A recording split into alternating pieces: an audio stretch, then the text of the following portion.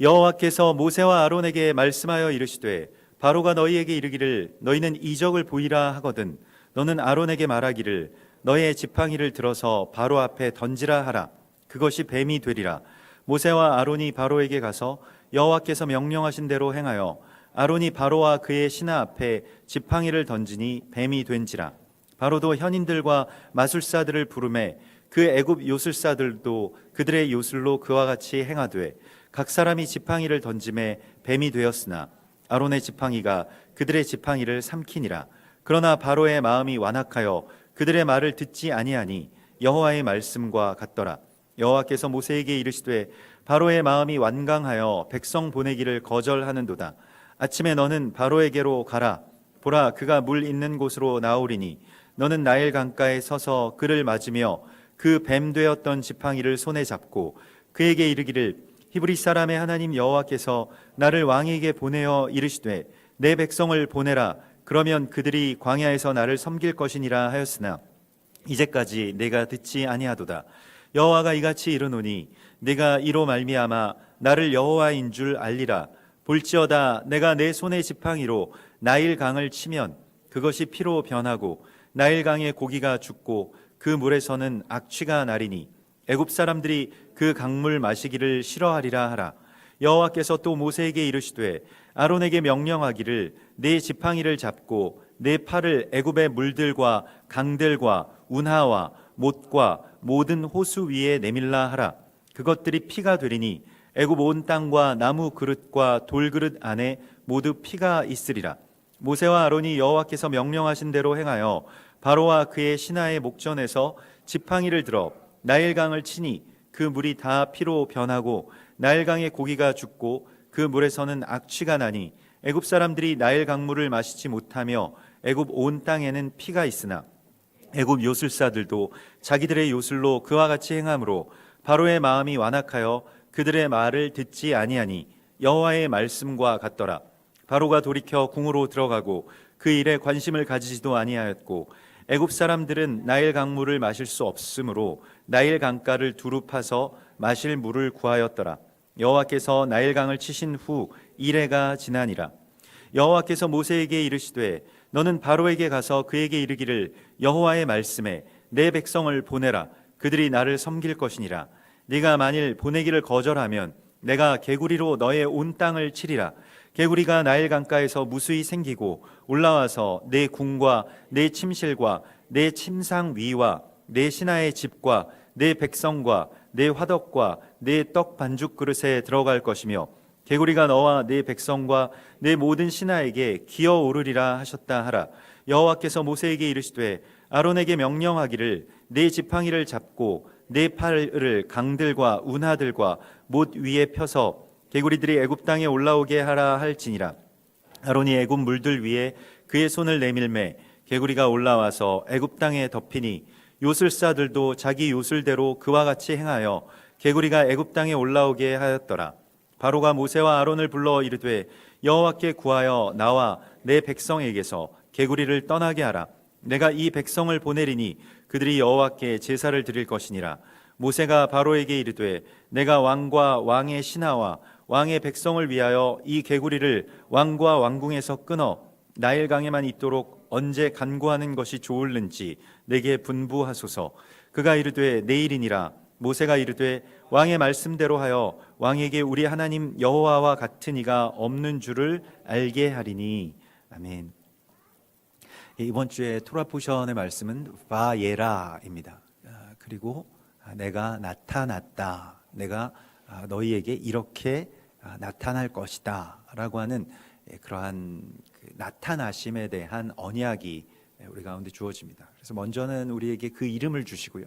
또한 우리에게 주신 그 이름을 통해서, 나의 이름을 통해서, 그러니까 나라고 하는 사람과 그 나라고 하는 사람에게 주신 언약을 통해서 하나님께서 나타나신다는 것입니다. 내가 뭐 어떤 자아의 실현이랄지 아니면 어떤 그 일의 성취랄지 이런 것을 더 넘어서서 그 일을 통해서 또 내 이름을 통해서 하나님께서는 나를 드러내신다. 하나님, 당신을 드러내신다라고 말씀을 하시고 있습니다. 또한 오늘 이 출애굽기 7장과 8장의 말씀 속에서 이제 애굽 땅에 나타나는 10가지의 재앙을 통해서 또한 하나님께서는 당신을 나타내십니다. 그래서 하나님께서 살아계시는 것이 우리가 평안할 때요, 그냥 뭐 먹을 것이 풍족하고 물도 또 공기도 뭐 그냥 당연한 것처럼 여겨질 때 하나님이 살아계심에 대하여서 우리가 잘 깨닫지 못하는 경우가 많이 있습니다. 그러나 이 물이라고 하는 것과 공기라고 하는 것이 점점 이렇게 오늘날에 이렇게 오염되어 가면서 오히려 이제 하나님의 존재를 또한 우리가 생각하게 되죠. 하나님께서 주신 물과 또 하나님께서 주신 이 공기라고 하는 것이 우리 가운데 주신 큰 은혜였구나라고 하는 것을 우리가 다시 그렇게 생각하게 됩니다. 마찬가지로 이 애굽 땅에 있는 그리고 앞으로 펼쳐질 이 10가지의 재앙을 통해서 하나님께서는 이 애굽이라고 하는 이 인본주의의 땅에 정말로 인간의 힘으로 사람의 힘으로 무엇이든지 이룰 수 있고 그 성취가 이 애굽 땅에 지금도 남아 있는 그런 피라미드와 유적들의 그러한 어떤 신비처럼 사람이 도달할 수 있는 어떤 최상의 것을 넘어서는 그 문명과 또 그 사회와 그 철학에서 이제 이스라엘 백성들을 빼내시는 일이 그냥 단순히 그들이 거기서 나오기만 하면 되는 것이 아니라 그들이 살고 있었던 그 땅의 이 기반들이 기둥들이 이렇게 무너지는 것을 보면서 우리가 믿고 있던 신, 또 우리가 믿고 있던 어떤 과학, 우리가 믿고 있던 이성, 우리가 믿고 있던 체제, 우리가 믿고 있던 이 사회와 어떤 시스템, 이러한 모든 것들이 실은 다 허상이었구나라고 하는 것을 깨닫게 되기를 원하시는 하나님의 방식입니다. 그러니까 하나님께서는 애굽 사람들이 미워서 애굽 사람들을 심판하시기 위해서 10가지의 재앙을 내리시는 것이 아니죠. 이스라엘 백성들의 출애굽을 위해서, 하나님의 백성들의 출애굽을 위해서 10가지의 재앙을 주십니다. 그러므로 재앙이라고 하는 것은 누구를 위한 것이냐? 하나님의 어떤 노를 그렇게 바라기 위한 것이 아니라 우리를 위한 재앙이라는 것입니다. 우리가 이 땅에 재앙들이 일어나는 것을 보고 이 땅에서 출애굽해야 되겠구나, 이 땅에서 떠나서 하나님의 나라를 향해서 올라가야 되겠구나 라고 하는 것을 결단할 수 있도록 우리에게 당신을 재앙으로서 계시한다라고 말씀을 하시고 있습니다. 그래서 오늘 이 10가지의 재앙이 일어나기 전에 먼저 그 재앙의 어떤 예고편을 하나 그렇게 하나님께서 보여주라고 하시죠. 그래서 바로에게 어떤 이적을 보이라고 하시는데요, 그것은 바로에게 보여주는 어떤 마술과는 다른 영적인 의미가 있습니다. 그래서 너의 지팡이를 들어서 바로 앞에 던지라, 그러면 그것이 뱀이 될 것이다 라고 말씀을 하십니다. 지팡이를 던졌는데 그것이 뱀이 된다는 거예요. 하필이면 그 이적 가운데서도 이 뱀이라고 하는 것은 이제 그 사람을 유혹해서 선악과를 물게 했던 그러한 이 사단의 표징적인 짐승인데, 그런데 지팡이가 변해서 뱀이 된다라고 하는 이 이적을 왜 일으키라고 하셨을까요? 그리고 이 이적이 모든 다음에 나올 10가지의 재앙, 10가지의 어떤 심판과 어떤 관계를 갖고 있기에 이것을 말씀하시는 것일까요? 사실 지팡이라고 하는 것은 통치자의 권세를 말합니다. 그 통치권을 의미하는 것입니다. 바로왕 자체를 의미하는 것이죠. 그래서 통치자의 규, 통치자의 지팡이, 이것은 그 통치자가 갖고 있는, 행사할 수 있는 모든 권세의 상징물입니다. 이 지팡이를 땅에 던졌을 때 그 지팡이의 실체가 드러나게 되는데, 그 실체가 무엇이었습니까? 바로 그것이 뱀이었다는 것입니다.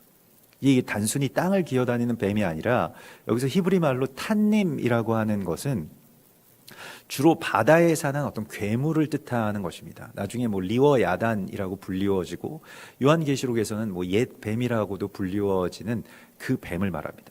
괴물을 말하는 거예요. 그냥 일반적인 그런 땅에 기어다니는 그 뱀과는 조금 더 그 차원이 다른 것을 말합니다.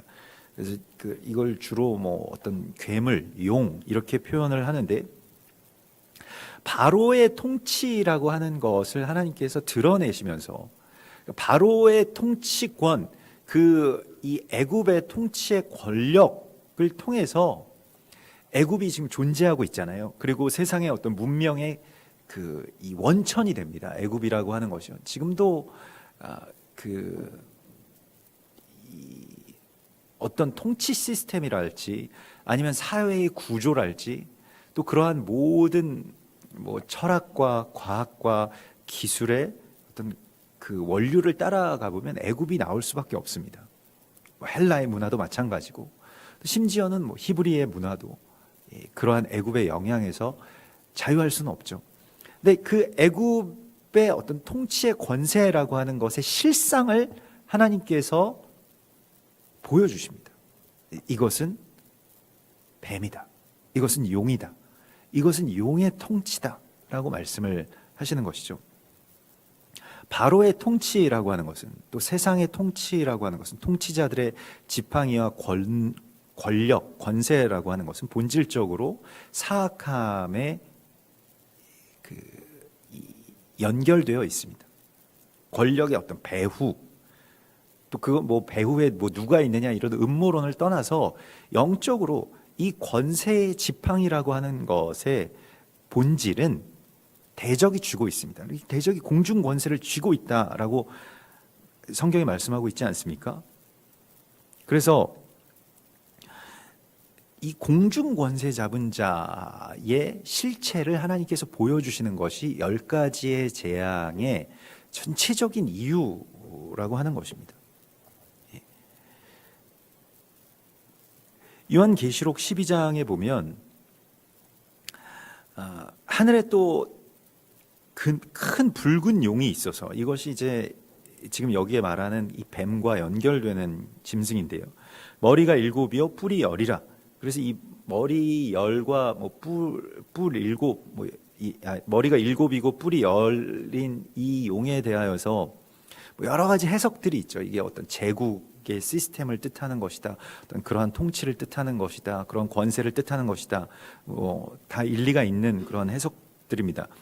그리고 그 여러 머리에 7 왕관이 있는데 그 꼬리가 하늘의 별 3분의 1을 끌어다가 땅에 던지더라. 용이 해산하려는 여자 앞에서 그가 해산하면 그 아이를 삼키고자 하더라. 바로가 하는 일과 꼭 같죠. 바로는 아이들을 다 죽이라고 명하고요, 해산을 하지 못하게 하죠. 대적이 하는 일이 그렇습니다. 대적이 이 교회라고 하는, 또 이스라엘이라고 하는 이 해산하는 여인의 앞에 서 있다가 그 아이를, 그 태아를 삼키는 일들을 한다는 것입니다. 세상 속으로, 자기 뱃속으로 이제 끌고 간다는 것이죠. 그래서 이 뱀의 실체를 우리가 깨달아야 된다라고 말씀을 하시고 있습니다. 요한계시록 20장 2절에서는 용을 잡으니 곧 옛 뱀이요 마귀요 사탄이라, 잡아서 1000년 동안 결박하여 무정에게 던져 넣어 잠그고 그 위에 임봉하여 1000년이 차도록 다시는 만국을 미혹하지 못하게 하였는데 후에는 반드시 잠깐 놓이리라, 이렇게 되어 있습니다. 뱀이 놓이는 시기가 온다는 겁니다. 하나님께서 뱀을 제어하시고 봉인해 놓으실 때가 있지만 또한 잠시 그 뱀을 놓아서 어떤 일의 실체를 우리 가운데 보여주시고, 지금 이 권세, 권력의 실체가 무엇인지에 대해서 하나님께서 그렇게 이 감추어진 것들을 드러내셔서 우리가 살아가고 있는 이 세상의 실체를 우리가 알아야 세상에서 떠날 마음이 생기지 않겠어요? 이 세상이라고 하는 곳에서 내가 잘 사는 것이 하나님이 우리 가운데 주신 복이 아니고 하나님의 나라를 이 세상 가운데 다시 실현하는 것, 다시 시작하는 것, 이게 우리의 사명이라고 하는 것을 어떻게 깨달을 수 있겠습니까? 아직도 세상의 권세, 이생의 자랑, 그 미혹되는 보여지는 모든 것들, 나의 욕망을 채우는 것들, 그 욕망에서 우리가 자유하지 못하고 있는 것이 사실 현실이죠. 그것이 특별히 그 타락한 세상 사람들만 그렇게 지내는 것이 아닙니다. 교회도 마찬가지고 우리 모두가 그곳에서 자유로울 수 없죠. 그냥 세상에서 떵떵거리면서 사는 것, 사람들 앞에 꼭 자랑하려고 하는 건 아니지만 내가 갖고 싶은 걸 갖고 먹고 싶은 걸 먹고 입고 싶은 걸 입고 싶은 그 정도의 욕망을 우리는 좀처럼 포기하기가 어렵습니다. 사실 세상에 발을 붙이고 살아가는 우리에게 그러한 것들로부터 완전히 자유롭다라고 한다면 무슨 도인이겠죠. 아니면 세상을 완전히 등진 그러한 사람들이거나요. 그럼 우리 그렇지 못하기 때문에 세상의 어떤 일정 부분을 아직도 결박당한 채로 살아가게 됩니다. 그러나 하나님께서는 적어도 우리가 매여 있고 우리가 아직 발목 잡히고 있는 이 세상의 실체가 무엇인지를 보여주시기를 원하십니다. 그래야 하나님의 나라를 우리가 바랄 수 있지 않겠어요? 더 좋은 하나님의 나라를 우리가 바라는 그 소망이 우리 가운데 생기지 않겠습니까? 실체를 알라고 말씀하십니다. 마태복음 10장 26절에 그런즉 그들을 두려워하지 말라. 감추인 것이 드러나지 않을 것이 없고 숨은 것이 알려지지 않을 것이 없느니라. 그래서 감추인 것을 드러내시겠다. 그래서 너희는 두려워하지 말라고 말씀하십니다. 그런데 그 감추어진 것들은 그 거대한 어떤 권력과 또 휘황찬란한 어떤 문명, 또 사람들이 일으켜낸 그런 많은 성취들 뒤에 가려져 있던 것은 굉장히 악한 이 대적, 그 옛 뱀의 어떤 주술들이라고 하는 것을 우리가 보게 됩니다. 근데 그것을 보면서 이건 정말 주술이고 이것은 우리를 미혹하는 것이고 이러한 것을 우리가 깨닫게 되면 거기에서 이제 빠져나와야 되겠구나라고 하는 그러한 소망을 이제 품게 된다라고 하는 것이죠. 그래서 하나님께서 지금 이 이적을 바로왕 앞에 선포하게 한 것은 너의 통치의 정체를 내가 드러내겠다라고 하는 것이에요. 바로왕은 그 모든 어떤 음란하고 악한 영들의 대리인입니다. 또 그 사수를 그대로, 그 주수를 그대로 받아서 자신이 세상의 이 피라미드의 꼭대기가 되는 대신 많은 것들을 그들에게 그렇게 공납하고 있는, 그 말하자면 일종의 사람이지만 그 바로왕도 하나님의 피조물이죠. 하나님이 지으신 사람이죠. 그런데 이 대적에게 올무 잡혀서 또 그와 같은 어떤 이 주술의 통로로 사용되고 있는 것에 대해서 하나님께서 드러내시고 있습니다.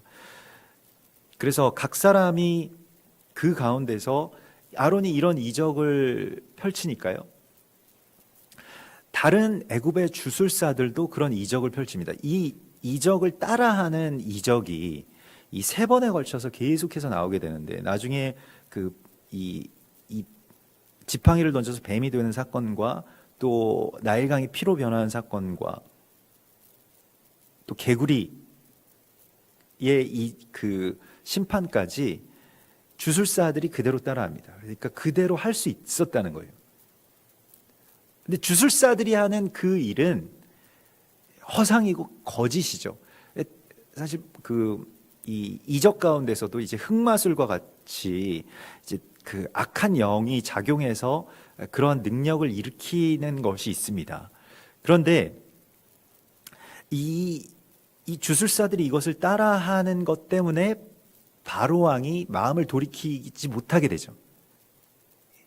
오히려 자기 주술에, 자기가 믿는 그 주술에 자기가 지금 묶여 있는 꼴입니다.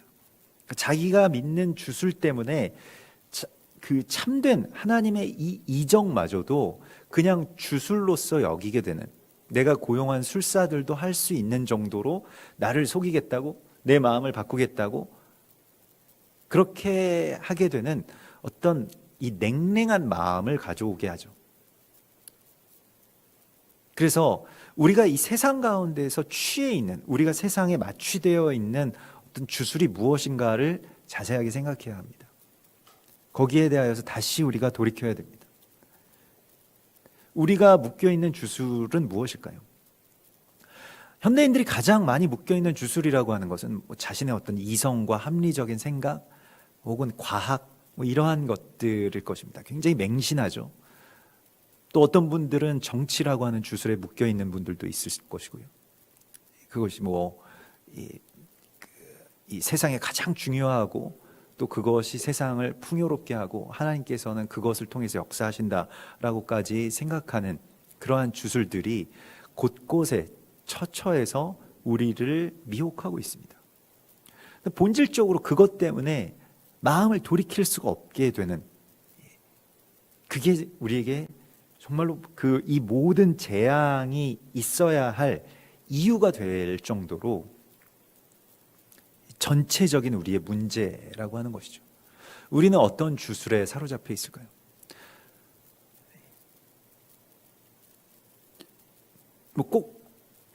그러한 과학과 이성뿐만이 아니라 연초가 되면 어디에 점을 보러 가고 아이들을 어디 취직시키거나 결혼시킬 때 또 점을 보고 무당에게 가서 물어보고 이러한 그 주술들도 아직도 이상하게 최첨단의 시대를 걷는다는 오늘날에도 버젓이 남아서 그것이 행사되고 있죠. 오늘 하나님께서는 이 지팡이가 뱀이 되는 이야기를 필두로 이제 10가지의 재앙을 통해서 하나님 당신을 드러내시고 또한 악한 것들, 감추어졌던 것들, 뒤에 있었던 어떤 이 영악하고 교활한 것들의 실체를 우리 가운데 낱낱이 보여주십니다. 이게 낱낱이 드러나지 않으면 실은 우리가 거기에 계속 미혹당하면서 사는 거예요. 그래서 이 10가지의 재앙은 또 애굽 사람들이 맹신하고 있는 이 신들과도 깊은 관계가 있습니다. 그러하기 때문에 그 신들에 대한 심판이기도 하고, 그 신들을 애굽 사람들만 믿었을까요? 그 애굽 사람들의 어떤 그러한 신앙에 복속하면서 또 피라미드를 지으면서 또 그 신화와 또 그 문화와 그러한 모든 기술에 완전하게 들어가 있었던, 또 그 기술에 어찌 보면 한 일익을 담당했을 이 히브리인들, 하나님의 백성들이 그곳에서 빠져나와야 되는 분명한 이유를 하나님께서는 알게 해주시기를 원하십니다. 그래서 우리도 이 세상에 대한 어떤 분별을 가질 수 있고, 세상의 실체, 어둠의 세상 주관자들에게서 빠져나와야 하겠다라고 하는 그 소망을 품기를 하나님께서 원하십니다. 그것을 위해서 하나님은 지금 이 10가지의 재앙을 내리시고 있다는 것이죠. 그러나 바로는 마음이 완강해서 백성을 보내기를 거절했다라고 이렇게 되어 있습니다. 그래서 그러한 요술을 행하여도, 그러한 이적을 행하여도 바로는 마음이 완악했다는 것이죠. 마음이 완악했다라고 하는 것은 이게 그 카바드라고 하는데, 카바드는 주로 영광을 뜻하는, 아주 좋은 뜻으로는 하나님의 영광을 뜻할 때 카바드라고 하는 단어를 씁니다. 거룩하고 영광된 것, 그것을 이제 카바드라고 합니다. 하나님을 영화롭게 할 때 카바드라는 말을 씁니다. 그런데 그것이 이제 자기 마음이 되었을 때, 그 마음이 완강하다라고 했을 때 이거 카바드라고 하는 것은 무겁다는 뜻이거든요. 나의 마음이 내 하나님이 되었을 때, 그때 바로의 마음처럼 우리의 마음도 완강해집니다. 그래서 하나님의 음성을, 하나님의 계시를 그냥 무시하게 되고 멸시하게 되는 것이죠. 그래서 이 마음의 할례를 받으라고 말씀을 하시고요. 우리의 마음을 가볍게 하는 것이 이제 성령이 우리 가운데 오셔서 행하시는 일인데, 내 마음이 이제 무겁게 된다. 마음이 무겁다 이런 것은 고민이 많다라고 하는 그런 오늘날의 생각을 넘어서서 이 카보드라고 하는 것은 나의 마음을 최상위에 둔다는 거예요.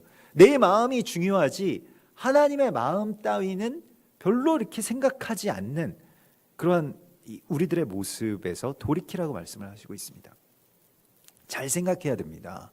내 마음과 내 처지와 내 생각이 그렇게 크게 중요한 것이 아닙니다. 그것이 우리 가운데는 최상인데 그 위에 하나님의 뜻이 있다는 거예요. 하나님의 마음이 있다는 것이고요. 그래서 이 마음이 내가 완악하다라고 하는 것은 제일 무게감을, 내가 모든 것의 무게를 어디에다 실느냐의 문제겠죠. 내 마음에다가 무게를 주느냐 아니면 하나님의 마음에 무게를 두느냐가 결정적인 차이라고 할 수가 있겠습니다. 그래서 우리가 예배를 드릴 때도 이제 이 찬양을 인도할 때, 제가 예전에 찬양을 인도할 때 뭐 선율이 좋고 또 뭔가 마음을 촉촉하게 하고 위로해 주는 그런 찬양들을 간혹 이제 이 예배 순서에 넣어서 이렇게 부를 때가 있고, 또 뭐 그런 찬양들도 뭐 위로가 되죠. 예. 왜 나만 겪는 고통이냐고 뭐 이러면서 이제 그런 찬양을 할 때 내 마음과 이렇게 공명되는 어떤 그런 은혜들이 있죠. 그런데 하나님께 집중하는 찬양들이 있습니다. 그러니까 뭐 내가 지금 뭘 어떻게 하고 있고 이러한 것이 아니라 하나님 정말 빛나는 왕이시고 하나님의 영광을 내가 높입니다. 하나님을 바라본 시선 자체가 하나님께 올라가 있는 찬양들이 있죠. 근데 그런 찬양들을 이제 계속 그렇게 예배를 오랫동안 이렇게 드리면서 이렇게 찬양들을 불러본 결과로는 그 하나님께 가까이 가는 어떤 임재와 또 하나님의 기뻐하심의 어떤 그런 강도가 많이 다른 것 같더라고요. 물론 나의 마음이 위로받는 것도 물론 중요한 일이죠. 하나님께서 그것을 꼭 정죄하시거나 그러지는 않을 것입니다. 그러나 중요한 것은 우리가 항상 예배한다라고 하는 것, 또 이 하나님을 영화롭게 한다라고 하는 것은 그 중심을 옮기는 것을 말합니다. 중심이라고 하는 것은 힘이 실려 있는 방향이죠. 그러하기 때문에 하나님께로 그걸 올려드리는 것입니다. 하나님께 영광. 카바드는 하나님께만 쓰는 것입니다. 근데 자꾸 나에게 초점이 맞춰지게 되면 어떨까요? 나는 되게 슬프고 지금 막 상처받았고 그래서 위로받아야 되고 뭐가 부족하고 은과 금도 없고 뭐 건강도 없고 아무것도 없고, 그러나 나는 지금 하나님을 예배하고 있으니 나는 참 즐겁다. 뭐 이러한 찬양들도 굉장히 많이 있습니다. 물론 맞는 말이고 그런 고백들도 폄하할 수 없는 아주 귀한 고백이긴 합니다만은, 그럼에도 불구하고 조금 더 이 무게중심을 더 옮긴다라고 한다면 말 그대로 세상과 나는 간 곳 없고 구속한 주만 보이게 되는 그러한 예배가 우리 가운데 시작되는 것이죠. 그래서 마음의 할례라고 하는 것은 이 카바드를 어디에다 둘 것이냐, 무게를 어디다 둘 것이냐라고 하는 것을 결정하는 것입니다. 굉장히 중요한 것이 삶에 있어서도 굉장히 중요한 이야기입니다. 자기 상태나 어떤 자기 연민의 무게를 계속 두게 되면 하나님이 자꾸 나를 위로해 주셔야 돼요. 그리고 뭐 사람들이 나에게 다 친절해야 되고 그러지 않아도 되는 겁니다. 핍박을 받아도 사실 그것이 다 하나님께 무게중심이 가 있으면 그것 때문에 내가 오히려 더 기뻐하는 거예요. 사도들과 이 초대교회의 성도들이 핍박을 당하면 더 기뻐하잖아요. 사람들이 미워하고 오해하면 더 하나님을 찬송하고요.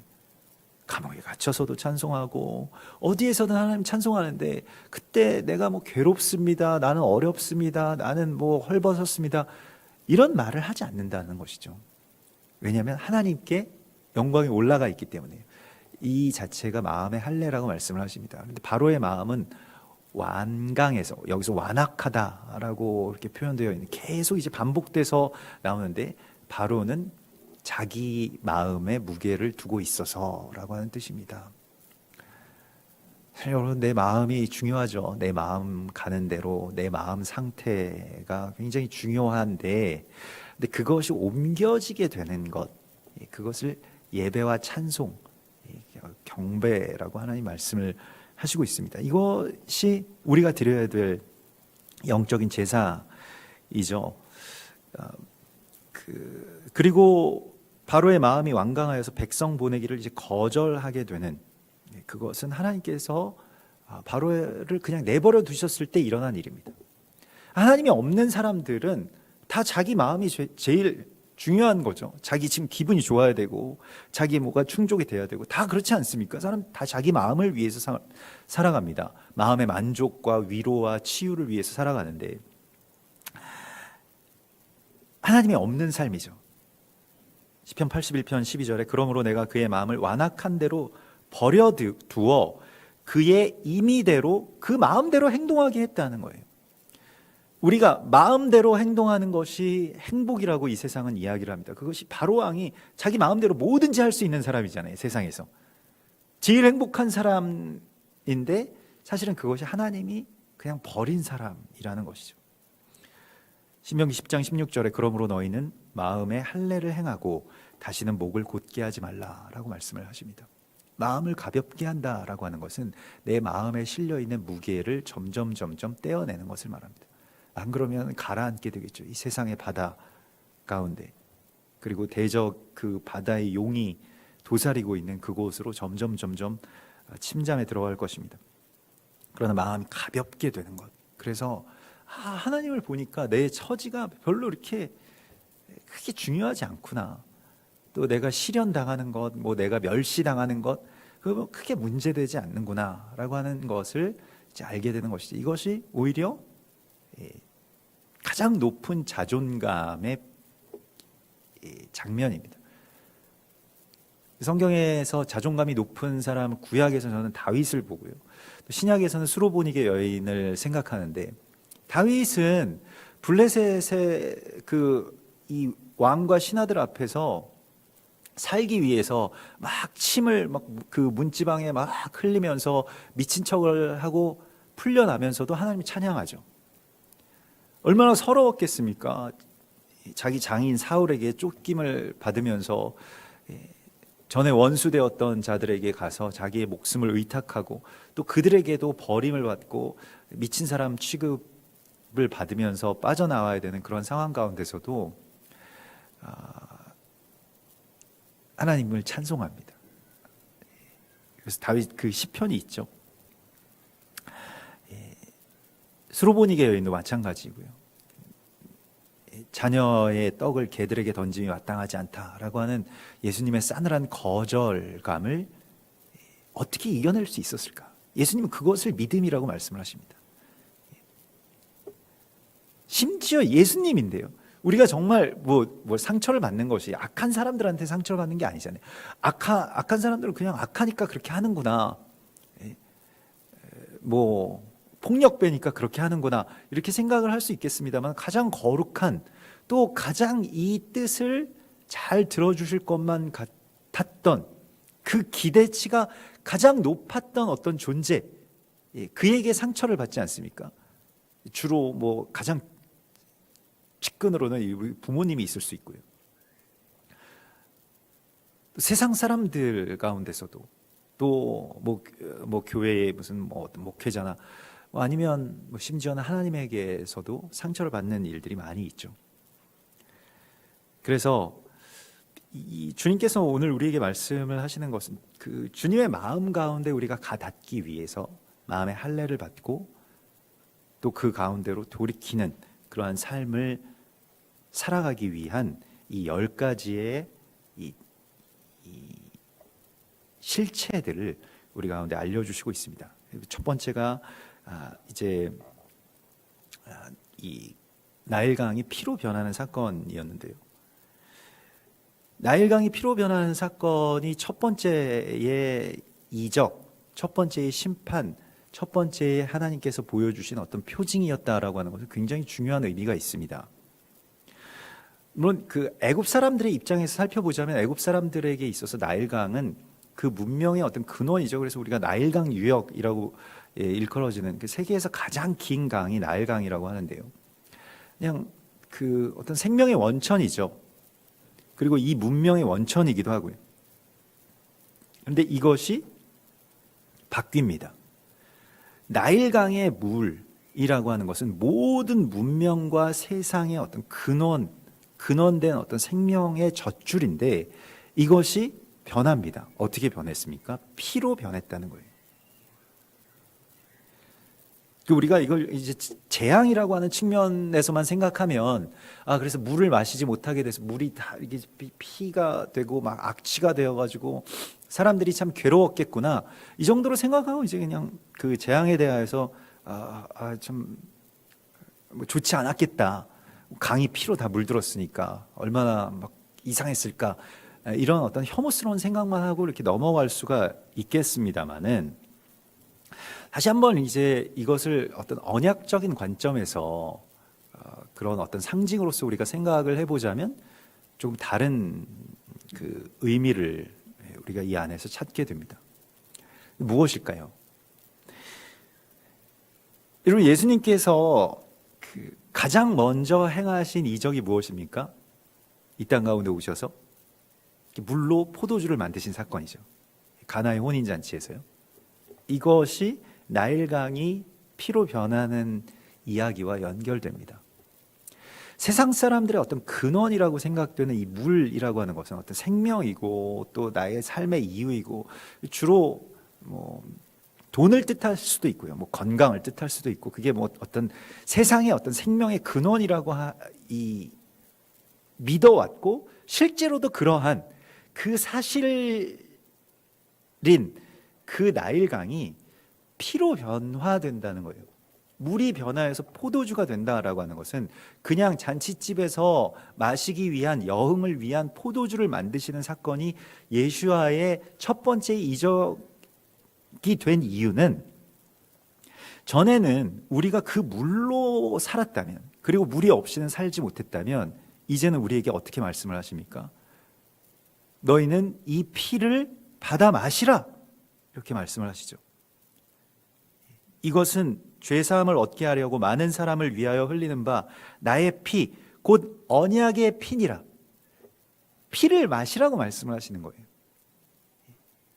예수와의 그 피를 우리 가운데 주시는 그 일들 가운데,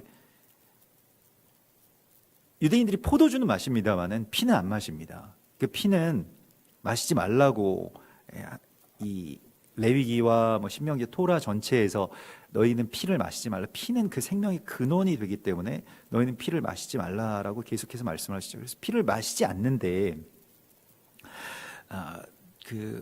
뭐 여러 가지 뜻이 있습니다만은, 그러나 그 피를 마시지 말라라고 하는 그 말씀이 이제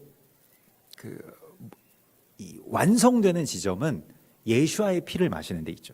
그러니까 세상의 어떤 다른 짐승들과 생명체들과 다른 타인들의 어떤 피를 마셔서 나의 욕망을 채우려고 하는 것이 세상이 마시는 피의 실체입니다.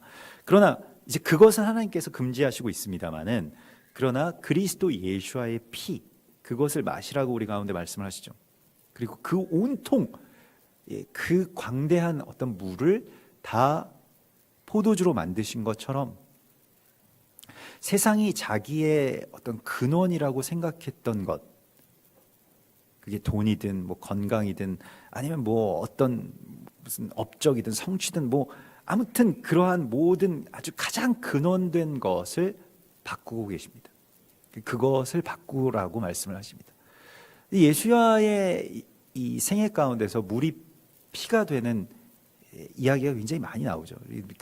이 요한계시록에서는 물과 그 피가 나오고요. 예수와의 이 옆구리에서 또 땀방울이 변해서 핏방울로 흘러서 떨어지는 그러한 장면도 우리가 보게 됩니다. 다 나일강이 피로 변하는 그 이적과 연결되어 있는 예수와의 이야기인 것이죠. 그래서 너희는 이제 이 세상의 물을 그 생명의 근원으로 사는 이유로 삼지 말고 그리스도 예수의 피를 너희의 삶의 근원으로 삼으라고 하는 하나님의 말씀입니다. 이것은 애굽에게는 재앙이지만 우리에게는 메시지입니다. 우리에게는 그리스도 예수와의 피에 참여함을 받으라고 하시는 주님의 메시지예요.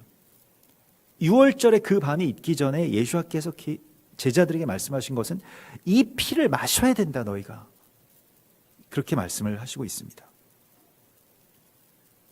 그래서 애굽 사람들은 나일강 물을 마시지 못하게 되었다라고 나와 있습니다.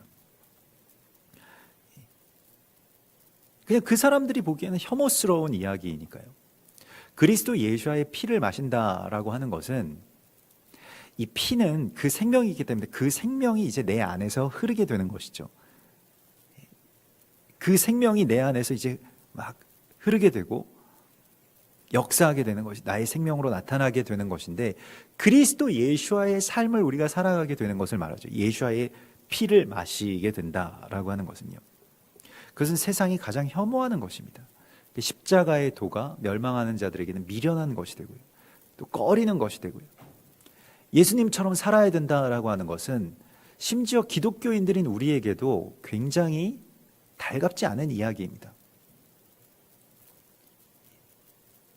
그냥 뭐 일반적으로는 뭐 예수님처럼 살겠습니다 이렇게 고백은 합니다만은, 실제로 뭐 나의 뭐 배우자가, 남편이 어느 날부터 나는 예수님처럼 살아야 되겠어 라고 생각한다면 굉장히 불안하겠죠.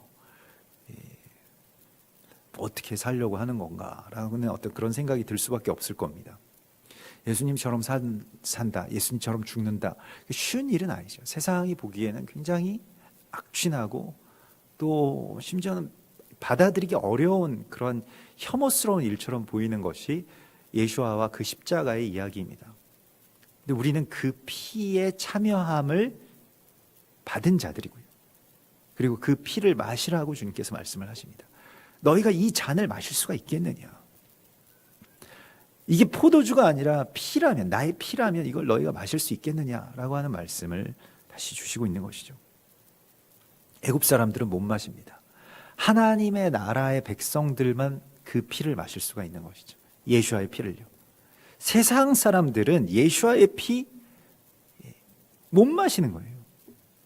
왜 마셔야 되냐, 우리가?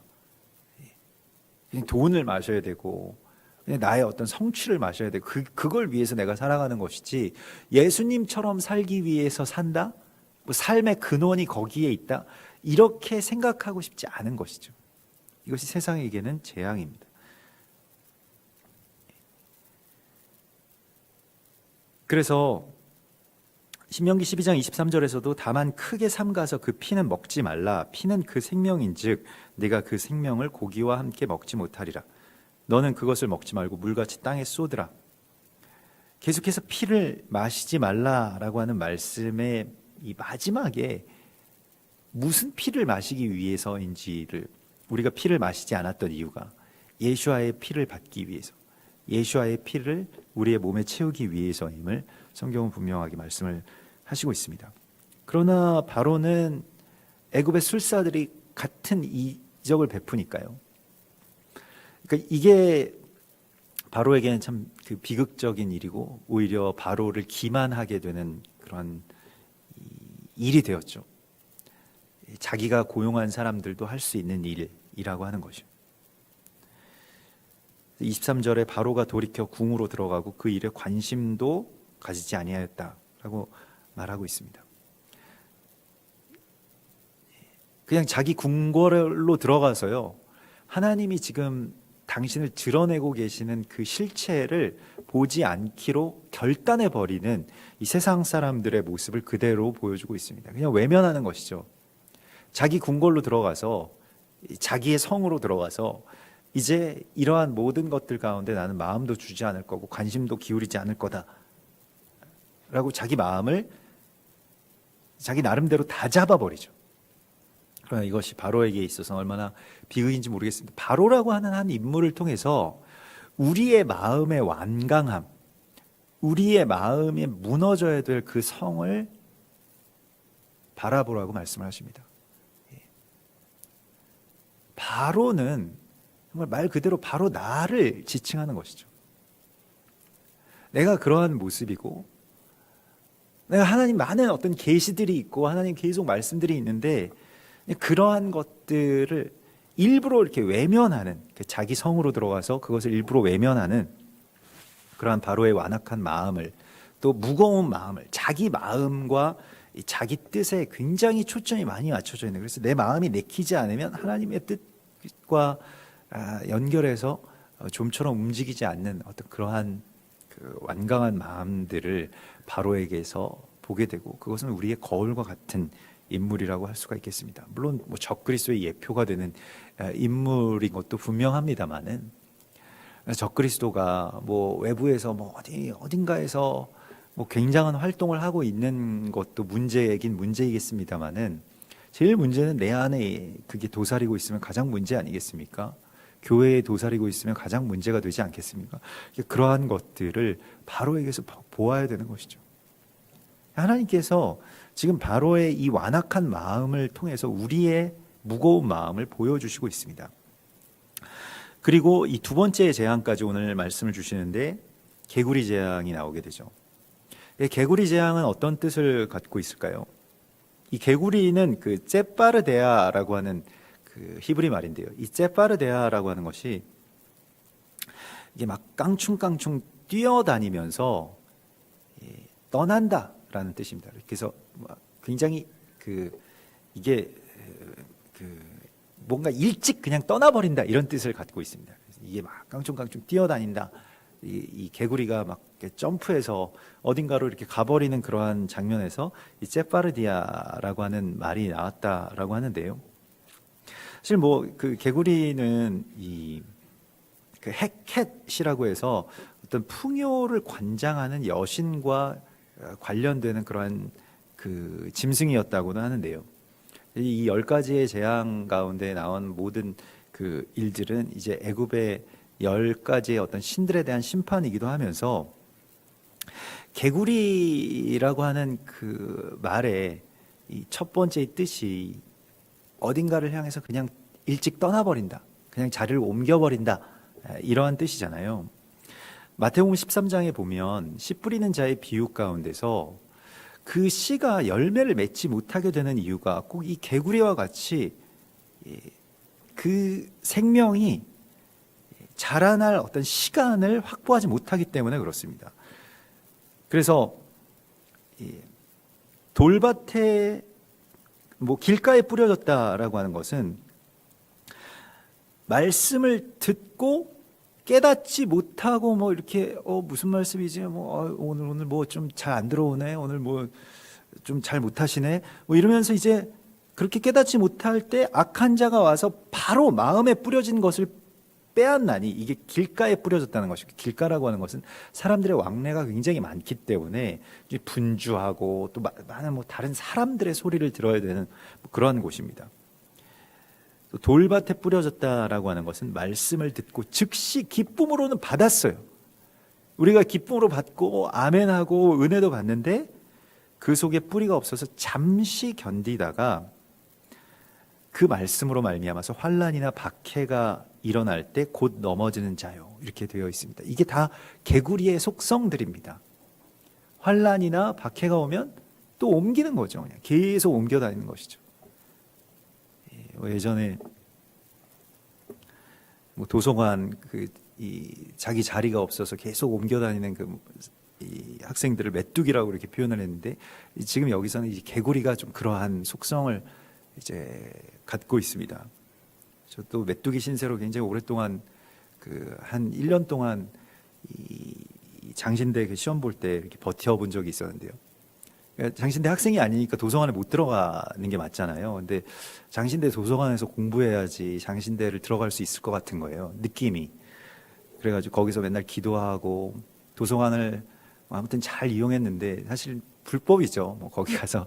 근데 아무튼 기도하면서 그때 뭐 많은 수험생들이 그렇게 거기 모여 있었기 때문에 가서 이제 좀 공부하는데 뭐 가끔씩 와서 이제 쫓아내죠. 근데 처음 가서 앉았는데 그 첫날이었는데 제가 기억이 나는 게, 첫날 또 큰 마음 먹고, 제가 사실 그렇게 이 넉살이 좋지 못해가지고 거기 가서 이렇게 남의 학교 도서관에 가서 이렇게 앉는다라고 하는 게 굉장히 불편하더라고요. 그래서 안 가다가 또 뭐 가서 이렇게 공부해야 되겠다, 가서 앉았는데 그날따라 경비 아저씨가 오셔가지고 다 나가라고 막 이렇게 돼가지고, 또 주섬주섬 책을 이제 들고 나가면서 이거 다시 와야 되나 이런 생각이 들더라고요. 다시 그냥 오지 말고 그냥 다른 데서 공부하면 뭐 우리 학교 도서관도 있고 뭐 집에서도 공부해도 되고 뭐 이러는데, 근데 그러한 것을 다 무릅쓰고 계속 이제 거기에 앉으면 언젠가는 진짜로 여기에 앉을 수 있겠구나 이런 생각이 들더라고요. 그래서 계속 이 개구리 신세가 되어서도 계속 거기에 이제 뿌리를 받고 앉아 있었더니 결국에는 이제 거기 계속 앉을 수가 있게 되었었는데요. 그런데 돌밭에 뿌려진 사람은 뿌리가 없어서 그런 박해가 있을 때 그냥 빨리 떠나버린다는 거예요. 내가 왜 견뎌야 되냐? 현대인들이 다 그렇지 않습니까? 신앙인들도 마찬가지죠. 내가 왜 이런 일을 겪어야 되냐? 다른 데 옮겨버리면 그만이죠. 교회도 많겠다. 뭐 어디 가나 뭐 천지겠다. 그냥 다 떠나버리면 그만이죠. 이게 짜파르데아라고 하는 이 개구리의 어떤 속성이라고 말씀을 하십니다. 빨리빨리 그냥 뛰어다니는 이 세상 사람들의 어떤 분주함과도 깊은 관계가 있고요. 그러면 열매가 없게 되죠. 근데 언약적으로는 개구리라고 하는 것이 뭐 개구리의 어떤 명칭적으로 그런 의미를 살펴보면 그런 의미가 있겠고요. 언약적으로 개구리라고 하는 것은 요한계시록에 그 개구리가 나오죠. 이 요한계시록은 이 10가지의 재앙을 그대로 마지막 때의 재앙으로 그대로 받아들이고 있습니다. 그러니까 10가지의 재앙이 과거에 일어났던 재앙만이 아닌 거예요. 지금도 일어나고 있고 앞으로도 일어날 일이라는 것입니다. 이것이 굉장히 중요한데, 그래서 10가지의 재앙이 그냥 그때 그런 일이 일어났고 그런 의미가 무엇인가 살피는 것만으로는 부족합니다. 지금 나의 삶 가운데서 일어나고 있고요. 우리 사회 가운데서 일어나고 있고 교회 가운데서 일어나고 있고 앞으로도 일어난다는 것입니다. 중요한 것은 지금 우리의 삶 속에 이 재앙이 또 이 재앙을 통해서 하나님이 당신을 계속해서 우리 가운데 나타내고 계시다는 것이죠. 이걸 우리가 받지 못하고 알아채지 못하면 바로처럼 완악한 마음이 되고 자기 성에 갇혀서 그냥 그것에 대해서 외면하고 뭐 그런 일이 있겠어 이렇게 생각을 해버리게 되는 그 완강한 마음에 결박당하게 된다는 것이죠. 그런데 요한계시록 16장에 보면 16장 13절입니다. 또 내가 보매 개구리 같은 새 더러운 영이 용의 입과 짐승의 입과 거짓 선지자의 입에서 나오니 이렇게 되어 있습니다. 개구리가 나오는데요. 이 세 마리의 어떤 더러운 영이 그 개구리의 모습을 하고 나오는데 먼저는 용의 입에서 나오고요. 용은 이제 사탄이죠. 두 번째는 짐승의 입에서 나오고요. 짐승은 이제 사탄이 부리는 어떠한 그러한 이 권력, 뭐 폭력, 뭐 권세자들을 의미합니다. 또 거짓 선지자의 입에서 나옵니다. 그래서 그들은 귀신의 영이라 이적을 행하고 온 천하 왕들에게 가서 하나님의 전능하신 이의 큰 날에 있을 전쟁을 위하여 그들을 모으더라 이렇게 되어 있습니다. 마지막 때에 이 거짓 선지자들이 일어나게 되고요. 또 이적도 행하죠. 막 역사가 일어납니다. 병고침의 역사도 일어나고 막 뭐 그 이빨이 막 갑자기 이 석고에서 막 금리빨로 막 변화되고 뭐 이런 일들이 일어나 손에서 뭐 금가루가 뚝뚝 떨어지고 뭐 이런 이적들이 뭐 처처에서 일어나게 되죠. 근데 그러한 이적들이 일어나게 될 때 잘 보아야 됩니다. 잘 분별해야 됩니다. 그 귀신, 악한 영, 그것이 개구리의 모습으로 이제 이 땅 가운데 나타나게 된다는 거예요. 개구리는 그러한 우상과 또 허상의 상징입니다. 특별히 이단들이 일어나게 되죠. 지금 그 개구리가 뭐 개구리인지 두꺼비인지 아무튼 이 한국에도 너무나도 뭐 큰 문제죠.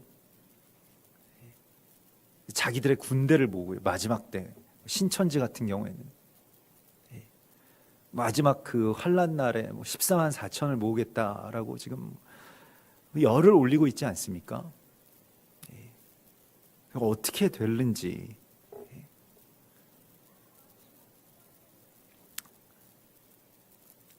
어떻게 그렇게 사람들이 모일까? 특별히 청년들이 거기에 어떻게 모일까? 통일교는 어떻게 그렇게 돈을 벌게 되었을까? 왜 망하는 교회들마다 이상한 이단들에게 그렇게 팔릴까? 이단들을 왜 이렇게 돈도 많고 이렇게 뭐가 잘 되는 걸까요? 뭐 그런 생각들을 이제 하죠. 이 개구리의 어떤 이 우상과 깊은 관계가 있는데요. 귀신이 하는 일들이라는 것입니다. 이적을 행하고요. 사람들을 모으는데 하나님을 대적하기 위한 군대들을 모으고 있다는 것입니다. 그래서 마지막 때에는 거짓 선지자, 거짓 교사들이 판을 치게 되고요. 이것에 대해서 정말 깊이 주의해야 됩니다. 그리고 무언가 이 애굽에 줄이 닿아 있는, 그러니까 그리스도 예수와의 피가 아닌 나일 강물을 마셔야 되고, 또 이 애굽 땅의 그 권세에 무언가 줄을 대고 있는, 생명의 이 젖줄을 대고 있는 그 모든 것들을 경계해야 됩니다. 실제로 이 개구리의 우상이 이 마지막 때에 활동을 하면서 그게 다 대적의 입에서 나온다라고 말씀을 하고 있습니다. 그 입이라고 하는 것이 굉장히 중요하죠. 그래서 우리가 오늘 이 새벽 예배에서는 이제 입술에 할례를 받으라. 나는 입이 둔한 자입니다라고 계속 모세가 어떻게 보면 답답할 정도로 계속 하나님이 뭐 좀 가서 바로 왕에게 전해라 그러면 저는 예전에 볼 때는 그냥 저는 말주변이 없어서 못합니다. 아니 뭐 말주변으로 하라는 것, 긴 말 하라는 것도 아닌데 계속 입이 둔하다라고 이야기를 하니까 제가 그런 부분이 좀 답답했었는데, 사실은 입이 둔한 자입니다라고 할 때 그 히브리어를 살펴보면 나는 입술에 아직 할례를 받지 못했습니다라고 하는 그런 뜻이거든요.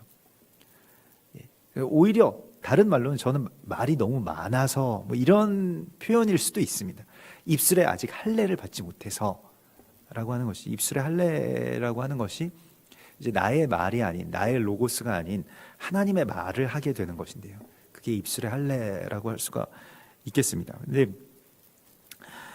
대적도 지금 자신의 입의 어떤 언변으로 또 그 입술로 일으키는 어떤 그 수많은 이적들을 통해서 사람들을 규합한다는 것이죠. 굉장히 많은 사람들이 그곳에 끌려가게 될 것이고, 그런 주술과 사술에 걸려들고 있습니다. 그리고 이것이 마지막 때에 자신들의 군대를 모으는 행위라고 성경은 우리에게 가르치고 있습니다. 그러하기 때문에 이 개구리의 이 심판에 대하여서 우리가 이제 하나님께서 말씀하시는 이 이적을, 또 그 하나님께서 심판하시는 이 심판에 대하여서 우리가 다시 소망하면서 온 땅에 올라오고 있는 사람들에게 이 스멀스멀 이 개구리들이 그 너의 모든 백성에게, 모든 신하들에게 다 기어오를 것이다. 그들이 계속 올라간다는 거예요. 여기서 기어오른다라고 하는 것은 이렇게 알라라고 해서 알리야, 알라, 이거 다 위로 올라간다는 뜻입니다. 계속해서 이 개구리들이 또 떼가 되어서 개구리 떼가 올라오는 것이죠. 그래서 온 땅에 덮이게 되고요. 그때 모세가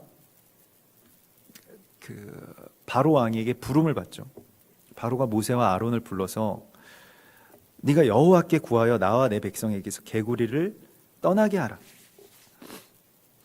그때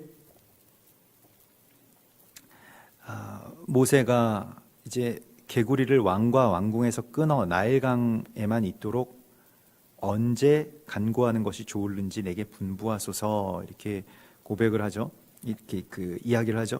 그래서 이 개구리를 떠나게 하는 것, 그게 모세의 기도를 통해서 이루어진다라고 하는 것을 이제 바로 왕이 알게끔 하십니다. 그러니까 개구리에 대항해서 또 개구리의 이 모든 개구리가 올라오는 것을 어떻게 우리가 막을 수 있는지에 대해서 주님께서 우리에게 말씀하시는 것은 먼저 간구하는 것, 그러니까 하나님께 이것에 대하여서 기도하는 것, 이것이 우리에게 중요한 이야기이고, 또 10절에 보면 왕의 말씀대로 하여 왕에게 우리 하나님 여호와와 같은 이가 없는 줄을 알게 하리라 라고 그렇게 이야기를 하고 있습니다.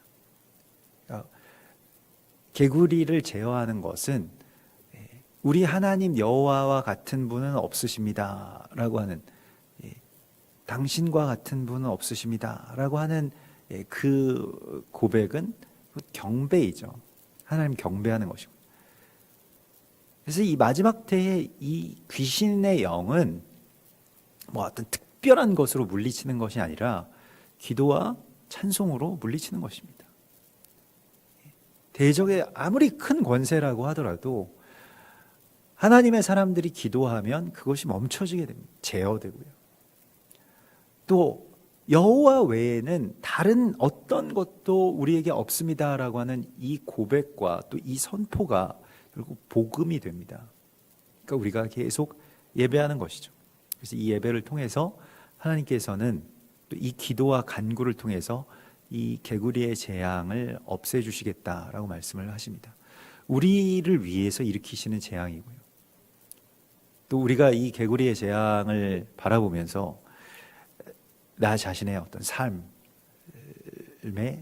정말 깊은 어떤 뿌리를 받고 끝까지 견디는 자가 되고 개구리처럼 막 뛰어다니는 존재가 아니라, 그리고 기도와 또 간구 그리고 찬송으로 그 개구리가 이 땅 가운데 풀려나는 이 대적의 입의 권세를 대항하는 그러한 거룩한 예배자들로, 그러한 승리자들로 살아가고 말씀을 하십니다. 여러분, 이제 주님께서는 이 마지막 때에 당신을 이러한 모습으로 계시하실 것입니다.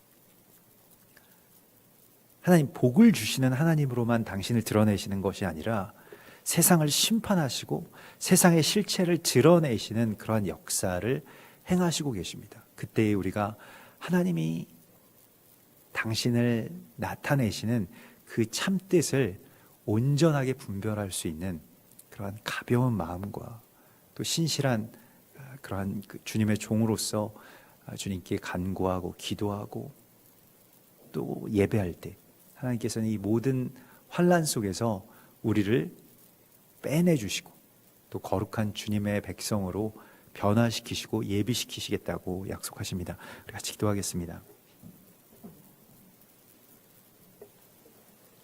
우리 오늘 주님 바라보시면서 이 땅 가운데 또 온 열방 가운데 애굽의 10가지의 재앙과 비슷한 많은 일들이 일어납니다.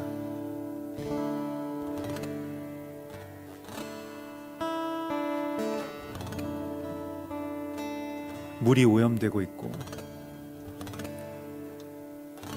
또 통치자들의 지팡이가 뱀의 것이었다라고 하는 그러한 허상과 실체들이 드러나며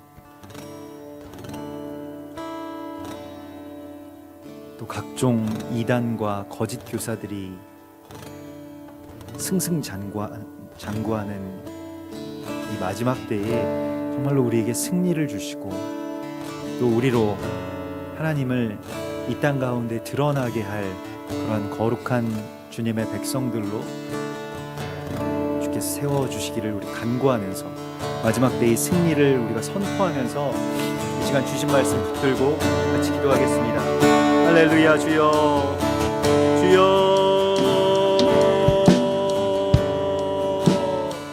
예수와의 보혈, 예수와의 거룩한 보혈만 우리를 살리시고 우리를 온전케 하실 것을 믿습니다. 세상에게는 미련한 것, 꺼려지는 것이 많죠. 그리스도 예수와의 십자가를 붙들며 나아가게 하여 주시옵소서. 주여, 주의 피를 받은 자의 생명을 살아가게 하여 주시옵소서. 아버,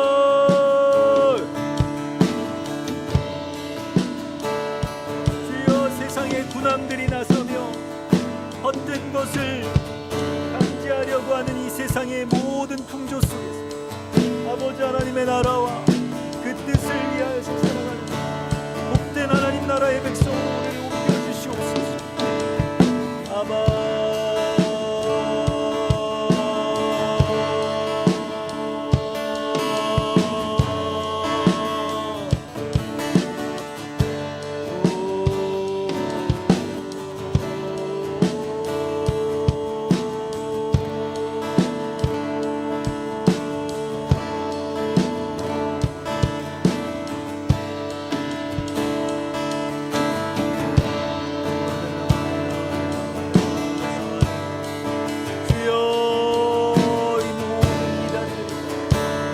주여 그들의 주술에 주여 우리의 자녀들을 빼앗기지 않게 하여 주시고 주여 주여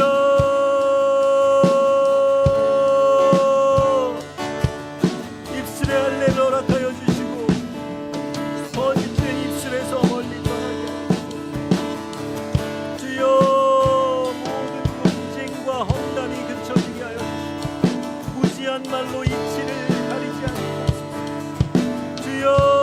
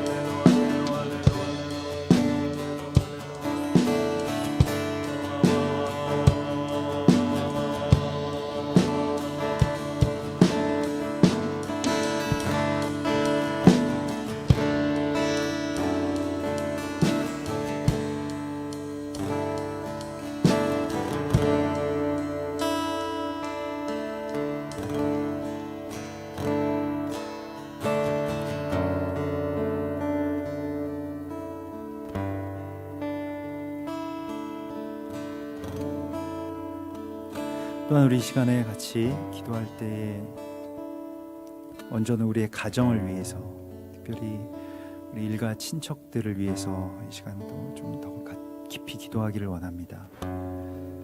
그래서 참된 구원이 너와 네 집에 있을 것이라고 말씀하신 하나님의 역사가 뭐 작게는 내 안에서 또 우리의 가정 가운데서 일어날 것이지만은 또 우리의 친지들에게까지 전해지고 또 합력되어야 함을 주께서 말씀을 하십니다. 그래서 우리 모든 출애굽의 역사가 일어날 때 15명이 넘는 그러한 가족 공동체들이, 친족 공동체들이 같이 주님 앞에 나아올 수 있었던 것처럼 우리 친지들 이제 설 명절이 가까우는데 정말로 주님께 주님의 나라를 향해서 마음이 열리게 하여 주시고 그러한 변화가 우리의 가정과 나의 개인에게만 있지 않고 우리의 친지들에게까지 흘러갈 수 있게 해달라고 소망하시면서 같이 기도하십시다. 주여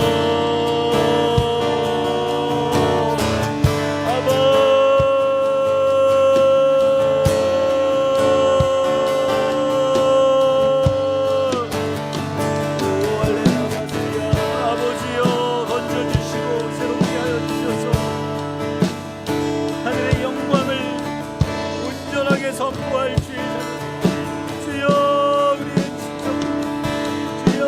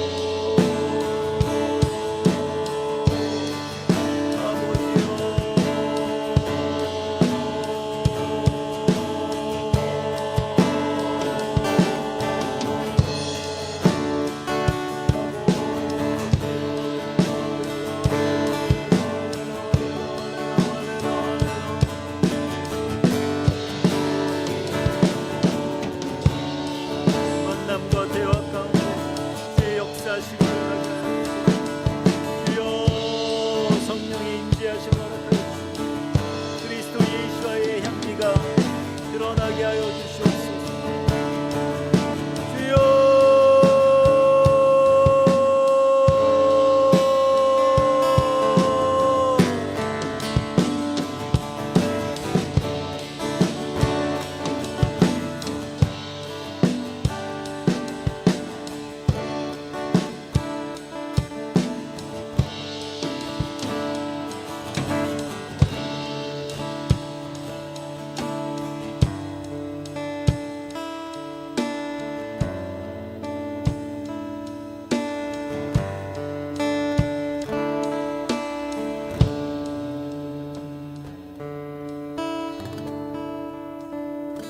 이 시간 우리 교회를 위해서 우리 현세사람 교회 이제 주님께서 명하신 마지막 때의 사명 잘 감당하고 또 하나님의 마음을 늘 간구하고 묻고 또 순종하는 그러한 교회가 되게 해달라고, 우리가 우리 자신에게 무거워지지 않게 하여 주시고 우리 스스로에게 무게를 두지 않고 오직 하나님의 뜻에만 온전하게 영광을 돌리기 위하여서 늘 가볍게 되기를 원합니다. 우리 이렇게 같이 고백하고 또 우리 각 가정교회들을 위해서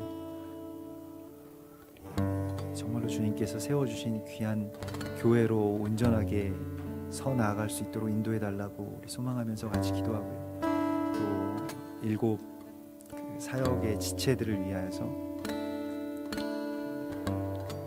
지체 팀들 정말로 하나님께서 거룩한 그리스도 예수와의 몸을 이루라고 명령하신 주님의 말씀이 공동체의 그러한 연합으로 우리가 성취될 수 있도록 인도해 달라고 소망하시면서 각 팀들이 이제 새로운 팀장들도 세워지고 새로운 분들도 같이 하게 될 것인데 정말로 그러한 몸의 연합을 우리 안에서 맛볼 수 있게 하여 주시고 그것이 성취되는 그러한 교회가 되게 해달라고 우리 소망하면서 같이 기도하고, 우리가 샤반 예배를 위해서 기도하고 있습니다. 샤bat에 우리 특별히 우리 다음 세대들이 같이 모여서 또 우리 어른들과 함께 같이 귀한 한세 사람의 간구와 또 찬양 가운데 또 말씀 가운데로 나아갈 수 있는 그런 귀한 예배가 열릴 수 있도록 주님 장소를 열어주시고 또 주님 뜻하신 그 길 가운데로 갈 수 있도록 우리를 이끌어 달라고 우리 소망하시면서 같이 중보하면서 기도하겠습니다. 아버지여 찬송합니다. 아버지여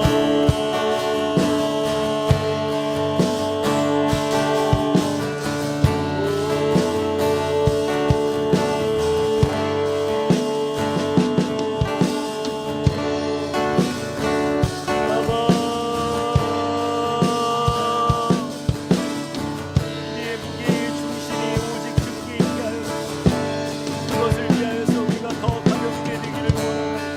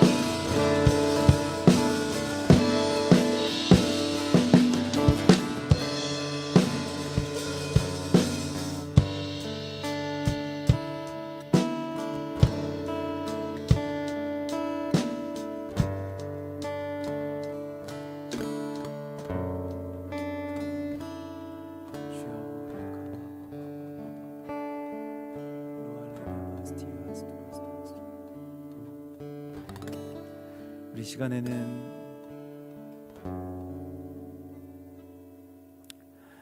우리 저 북녘 땅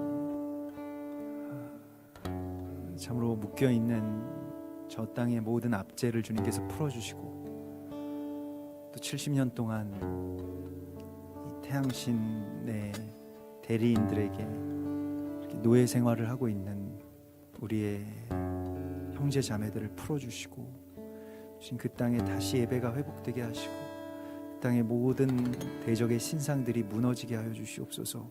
소망하시면서 우리 저 북녘 땅의 백성들을 위해서 기도하고 이 남쪽 땅도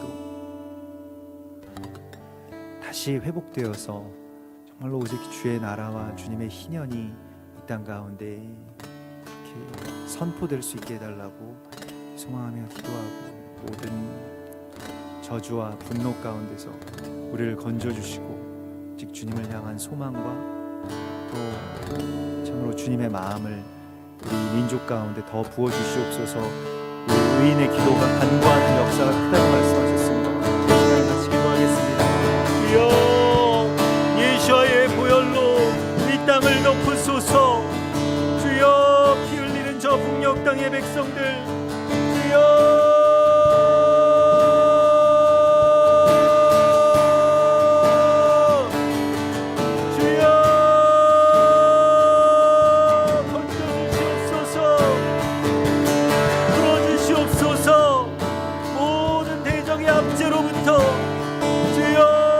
사슬과 결박으로부터 풀어주시옵소서. 무너질지어다 저 큰 성 주여 그 땅의 모든 대적 또 대적의 이를 꺾어주시옵소서. 아버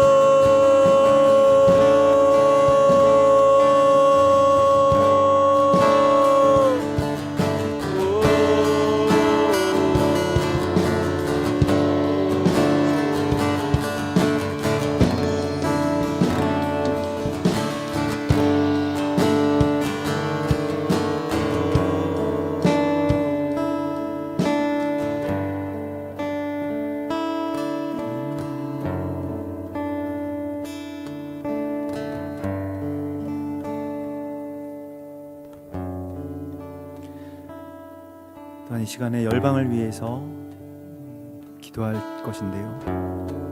일본 땅의 백성들이 그 모든 우상과 또 사술에서 풀려날 수 있게 해주시고 정말로 그들의 충성이 헛된 태양신의 노예가 되지 않게 하시고 정말로 그리스도 예수와의 그런 거룩한 군사가 되어서 주께만 충성을 온전하게 드릴 수 있는 그러한 귀한 주님의 나라, 주님의 민족이 되게 해주시옵소서. 우리 이렇게 같이 기도하고 중국을 위해서 그 대국에 정말로 많은 수많은 인구 가운데 또 하나님께서 부흥을 주셔서 교회들이 일어나고 있고 이것을 가장 두려워하는 중국 공산당이 지금 교회들을 핍박하고 억압하고 모든 선교사들을 다 추방시키고 있는 그러한 모든 일들과 또 감시당하고 있는 모든 중국 땅의 성도들을 위해서 시간 같이 다시 한번 중보하면서 기도하고, 그래서 정말로 한국과 일본과 중국이 다시 일어나서 온 열방을 변화시키고 또 이스라엘 향해서 나아갈 수 있게 해달라고 소원하면서 같이 기도하고요. 또 우주의 산불이 지금 좀 잦아들었지만 여러 가지 어려운 일들이 많이 있습니다. 땅의 변화를 위해서 하나님께서 어떤 일을 행하실지 우리가 다 알지 못하지만 소망하는 마음으로 우리 같이 기도하고, 또 세계 곳곳의 나라들, 또 아시아와 또 서남아시아와 중앙아시아 지역을 위해서, 또 중동의 여러 나라들, 유럽과 미주, 그 모든 나라들을 여러분들에게 맡겨주신 또 사명으로 품게 하신 그런 나라들이 있다면 더 집중적으로 시간의 열방을 위한 기도를 올려드리겠습니다. 아버지요,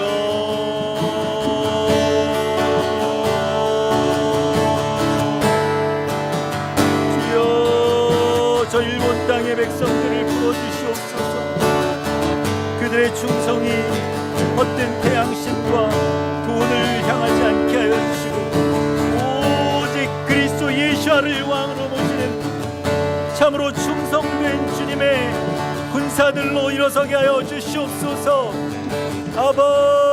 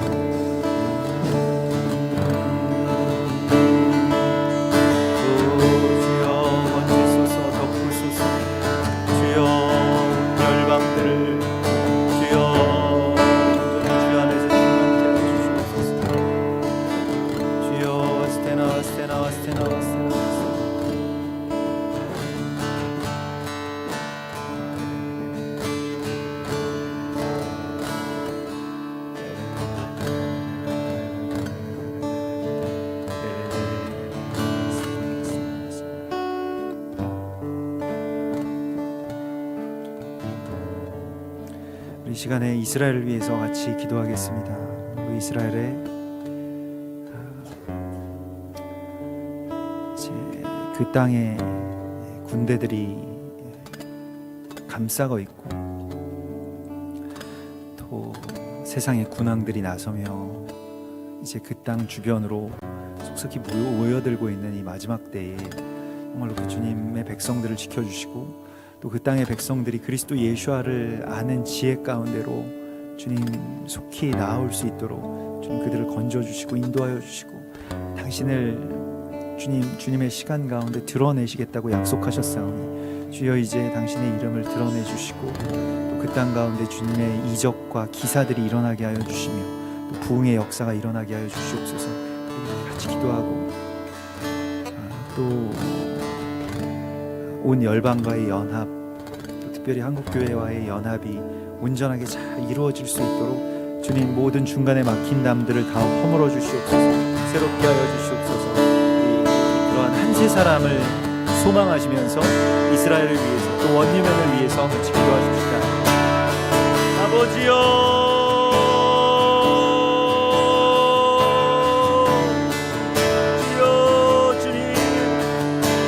딸 이스라엘이여, 일어날지어다, 돌아올지어다. 주여, 그리스도 예수 함께로 주여 다시 돌아갈 수 있도록 주님 인도하여 주시옵소서. 역사하여 주시옵소서. 아버지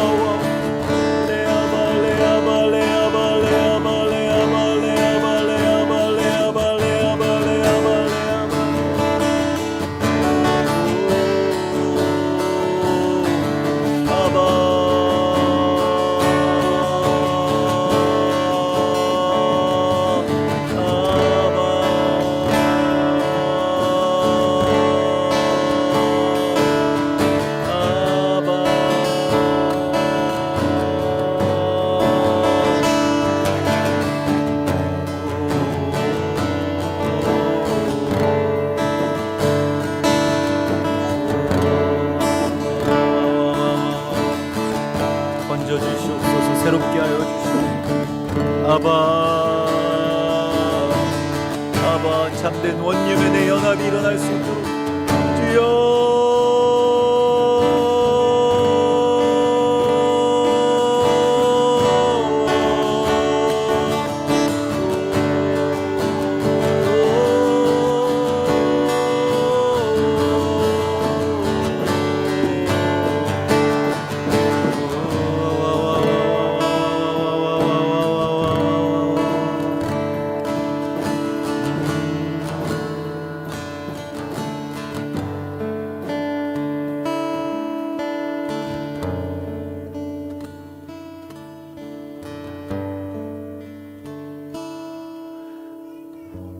주님 감사합니다. 참으로 마지막 때에 주님께서 세상의 모든 일들 가운데서 나타나시고 또 역사하시는 것을 우리가 깨닫게 하시고 또 하나님의 나타나심을 볼 때마다 우리가 물로 마음의 완악함을 버리고 주께로 돌이킬 수 있는 그러한 주의 백성이 되게 하여 주시옵소서. 그러한 지혜와 결단이 우리 가운데 있게 하여 주시고, 특별히 교회가 이 세상의 모든 권세와 또 욕망에서 떠나 오직 주님을 온전하게 따르는 그러한 거룩한 주의 교회가 될 수 있도록 인도하여 주시옵소서. 주님의 말씀을 우리 가운데 더하여 주시고 또 그 말씀을 깨닫고 온전히 순종할 수 있도록 우리에게 순전한 영으로 채워주시옵소서. 우리의 입술에 할례를 얻게 하여 주셔서 우리가 오직 주님의 말을 이 세상 가운데 선포할 수 있는 대언의 영을 부어주시옵소서. 주님을 찬송합니다. 또한 주께서 오늘 우리가 기도한 그 모든 기도에 응답하여 주실 것을 믿고 또 우리의 기도가 향연이 되어서 천국의 대접에 온전하게 쌓여 올라갈 것을 믿사오니 주님의 이름이 높임을 받으시옵소서. 거룩하신 예수와 메시아 이름으로 감사하며 기도드리옵나이다. 아멘.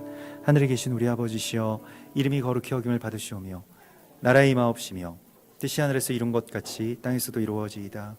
오늘날 우리에게 일용할 양식을 주옵시고 우리가 우리에게 죄 지은 자를 사하여 준 것 같이 우리 죄를 사하여 주옵시고 우리를 시험에 들게 하지 마옵시며 다만 악에서 구하옵소서.